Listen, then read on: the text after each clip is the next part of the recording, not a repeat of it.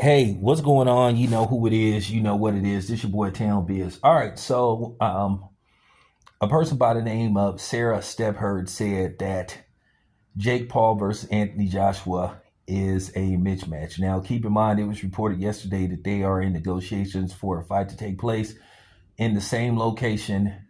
You know, sometime in December, maybe the tail end of December. So, with that being said, a lot of people are looking at this fight. When this fight was first announced, a lot of people were like, well, okay, well, I guess kudos to Jake Paul for actually fighting a real fighter. But then people are just looking at Anthony Joshua. Yeah, Anthony Joshua has been knocked out a couple of times, but they were by top tier fighters for the most part, ranked fighters, decent fighters. And his losses are against pound for pound fighters, um, and other elite boxers or good boxers. Jake Paul isn't even a good boxer. He's just a little bit above average. But if you look at him train, a lot of people who have critiqued him say he still does amateur stuff, you know, where basically a seasoned boxer should be able to take him apart. And many people believe this fight shouldn't last no longer than 3 rounds. And that's if Anthony Joshua decides to carry Jake Paul. Many people believe this fight shouldn't get past the first round. I mean, this is Anthony Joshua we're talking about. Yes, a former, a former multi-time champion. And once again, his losses are to elite or good boxers. This isn't Jake Paul we're talking about. Jake Paul doesn't even remotely fall under the category of elite. Just gotta keep it 100. If you look at his resume, enough said.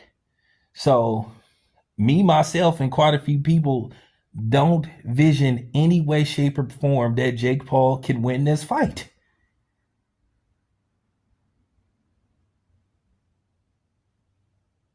No scenario.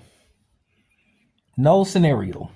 I don't believe Jake Paul hits hard enough to do anything to Anthony Joshua. It's a difference between MMA fighters and NBA fighter. NBA basketball players. Let's just keep it a buck, and we got to keep it a buck, and we're gonna keep it a buck on my channel. It's just like, come on, man. And I know some of the Jake Paul people say, man, you guys are just you're never happy. You're never happy. You complain about him fighting this dude, complain about, well, first of all, the tank fight shouldn't have happened. We're asking Jake Paul to fight a actual cruiserweight, a ranked cruiserweight. Listen, Zerto Ramirez would be perfect for him, but by Jake Paul's unadmission, that's probably too big of a risk for him. Listen, we are Julio Cesar Chavez, you can make an argument he was a never was.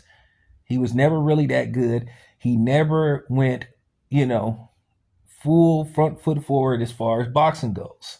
He never really took it serious, and you saw that in some of his performances. He made a decent amount of money and gained a decent amount of stature because of who his father was. So, basically his father's name carried a lot of weight in boxing, like another boxing legend. You know who I'm talking about, who had a daughter who capitalized off just who her last name was and basically off her looks. So, with that being said, I'm really trying to, at the end of the day, even as a journalist, a writer, whatever you want to call it, a content creator, you have, visions on how you gonna see a fight turn out. I just don't see no other scenario than Anthony Joshua viciously putting Jake Paul's lights out.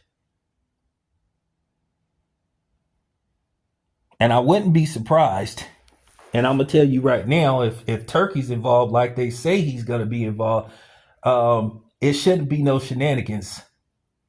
So with that being said, I wouldn't be surprised if Jake Paul, as he gets closer to the fight, suffers some mysterious injury, because I just don't see how he's going to win this fight. The only vision I have is Jake Paul getting put to sleep and maybe carried out on a stretcher.